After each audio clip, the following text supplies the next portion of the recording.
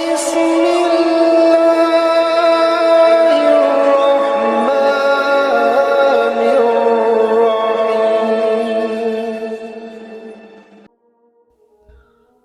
دوستو 17 رمضان جنگ بدر کا دن اور بدر کی جنگ اسلام کی پہلی جنگ، اور ہمارے رسول صلی اللہ علیہ وسلم نے اللہ سے ہاتھ اٹھاتے ہوئے کہا، اے میرے مولا، اگر تو نے ہلاک کر دیا ان لوگوں کو تو تیرا نام لینے والا اس دنیا میں کوئی نہیں رہے گا۔ اتنی بڑی بات ہمارے نبی نے فرمائی۔ یہ بات ہمارے نبی نے کسی اور کے لیے نہیں فرمائی، صرف ان 313 کے لیے فرمائی کہ یہ اتنے اہم لوگ ہیں، یہ اسلام کی بنیاد ہیں، اگر یہ شکست کھا گئے تو یا اللہ تیرا نام لینے والا کوئی نہیں رہے گا۔ نبوت کا 14واں سال تھا اور ستمبر کا مہینہ تھا جب آپ 622 عیسوی اور ہجرت کا پہلا سال سمجھ لیں، جب آپ مدینہ پہنچے تو ایک ریاست کی شکل قائم ہو گئی۔ قریش نے مٹانے کے لیے تیاری شروع کی اور ابو سفیان کو بھیجا۔ ہر گھر سے عورتوں نے سونے کے زیور دے دیے کہ جا کر ہتھیار خرید کے لاؤ، ہم مدینے والوں کے خلاف جنگ کریں گے۔ یہ 40 آدمیوں کا قافلہ جب شام سے واپس آیا تو مدینہ راستے میں پڑتا تھا، تو خبر ملی تو اللہ کے نبی نے فرمایا کہ ابو سفیان کے قافلے کو روکا جائے، یہ ہتھیار ہمارے خلاف استعمال ہوں گے، لہٰذا اس پر قبضہ کر ہمیں اسے اپنے استعمال میں لینا چاہیے۔ یہ آپس میں مشورہ ہوا تو مسجد میں جتنے لوگ بیٹھے تھے ان سے فرمایا، چلو، کوئی تیاری نہیں، کوئی اعلان جنگ نہیں، اور فرمایا 3 میل کے دائرے میں جس کی سواری ہو وہ اپنی سواری لے لے، باقی ایسے چلو، کیونکہ صرف 40 لوگوں کو روکنے کا مسئلہ تھا، تو یہ 313 آدمی تھے۔ ادھر ابو سفیان بھی سوچ رہے تھے کہ کہیں مدینے والے میرے قافلے پر حملہ نہ کر دیں۔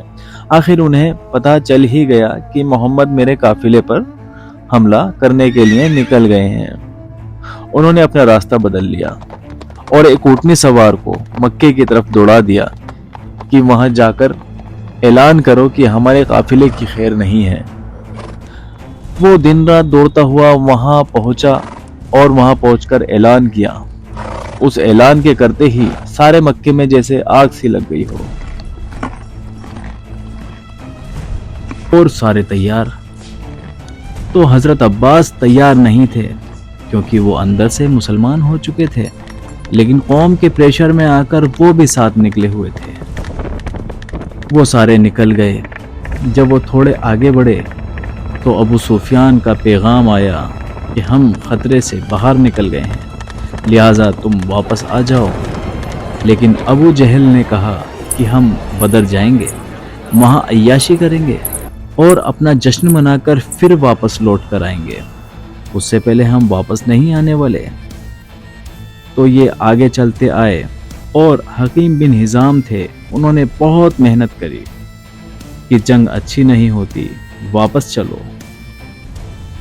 بعد میں مسلمان ہو گئے تھے حکیم بن حزام۔ ابو جہل کے دماغ میں بات نہیں آئی، وہ اپنا لشکر لے کر چلتا رہا۔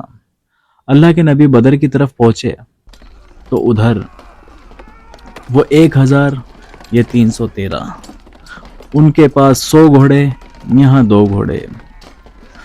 وہ پورے تیار ہو کر نکلے تھے دوستو، اور یہاں جب پتہ چلا کہ سامنے ابو سفیان نہیں، یہ تو ابو جہل ہے، تو ہمارے پاس تو کوئی تیاری بھی نہیں ہے، تو کچھ مسلمان گھبرانے لگے۔ تو آپ نے پوچھا، بولو واپس چلیں یا آگے بڑھیں؟ ہم اگر واپس جاتے تو سارے عرب سے اسلام کا روپ اٹھ جاتا، قریش کی دھاک بیٹھ جاتی۔ حضور نے پوچھا، بولو تو کیا کریں؟ سب نے کہا، آپ تلوار اٹھائیں، ہم بھی آپ کے ساتھ تلوار اٹھائیں گے، آپ کے آگے قربان ہوں گے، آپ کے پیچھے قربان ہوں گے، ہماری لاشوں سے گزر کر کوئی آپ کے پاس پہنچے گا، ویسے نہیں پہنچ سکتا۔ حضور کا چہرہ کھل اٹھا، لیکن حضور نے پھر پوچھا، کیا کرنا چاہتے ہو؟ بولو کیا کرنا چاہیے؟ کیونکہ حضور مدینے والوں سے پوچھنا چاہتے تھے، کیونکہ وہ زیادہ تھے، یہ تو بس 86 ہی تھے۔ تو سعد بن معاذ کھڑے ہو کر بولے، یا رسول اللہ، شاید آپ ہم سے پوچھنا چاہ رہے ہیں या रसूल अल्लाह, हम आप पर ईमान लाए, आपके हाथों में अपना हाथ दिया, आपसे बैत हुए, आप जिससे लड़ाना चाहते हैं हम उनसे लड़ेंगे, आप बोलो तो आग में कूद जाएं तो हम कूदेंगे। हुजूर का चेहरा एकदम खिल उठा। हुजूर ने तो फिर एकदम ही कहा, यहाँ अबू जहल गिरेगा, यहाँ उमैया गिरेगा, यहाँ उबई गिरेगा। एक एक का नाम लेकर फरमाया और लकड़ी से निशान भी लगाया। और अगले दिन साहबी फरमाते हैं, जहां हमारे नबी की लकड़ी थी वहीं उनकी लाशें पड़ी थी। सुभान अल्लाह। ये अजब जंग थी दोस्तों। उधर भाई खड़ा था, इधर भाई खड़ा था। इधर हमजा खड़े हुए थे, उधर अब्बास खड़े हुए, इधर भांजा, उधर मामू खड़े, इधर चचा, इधर भतीजा। तो ये ऐसी जंग थी। हुजूर ने कहा, जब तक वो वार ना करें तो तुम भी वार मत करना, जब तक वो तीर ना चलाएं तब तक तुम भी तीर नहीं चलाना, तुम्हारे पास तो वैसे ही कम है। तो पहले मदीने के लोग सामने आए। वो बोले, कौन हो? ये बोले, मदीने के लोग हैं। बोले, शरीफ लोग हो, वापस जाओ। तो ऐलान किया, मोहम्मद, हम इन खेती बाड़ी करने वालों से नहीं लड़ना चाहते, हमारे कौम से लोग भेजो जो हमसे लड़ सकें।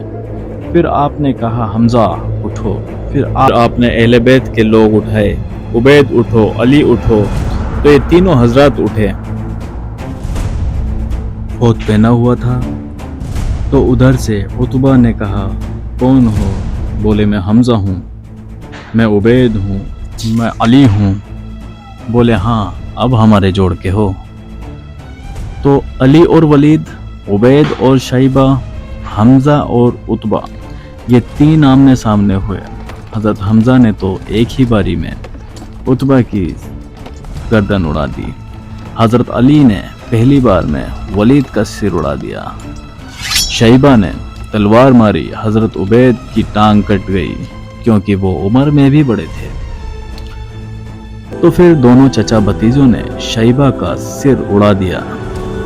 तो हज़रत उबैद को उठाकर लाए हुजूर के पास। बोले, या रसूल अल्लाह, मैं शहीद हूँ। आप बोले, तू शहीद है और मैं गवाह हूँ। अब फिर अबू जहल ने कहा, इन्होंने जल्दबाजी करी, घबराओ नहीं, हमला करो। जंग से पहले हवा का झोंका आया दोस्तों।